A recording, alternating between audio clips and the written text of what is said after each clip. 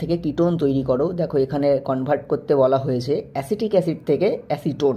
তাহলে এইগুলো কিভাবে করবে একটু শুনে নাও, তারপরে আমি এটা করে দেখাচ্ছি। এগুলোকে করার জন্য তোমাকে ক্যালসিয়াম সল্ট বানাতে হবে ফার্স্ট, তাকে শুষ্ক পাতন করতে হবে।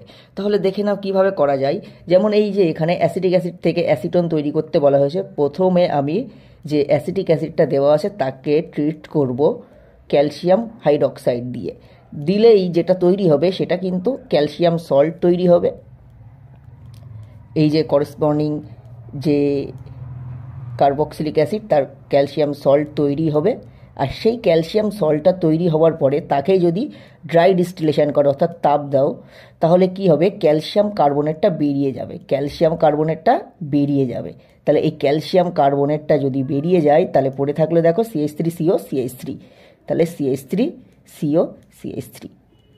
তাহলে এইভাবেই তোমরা কার্বক্সি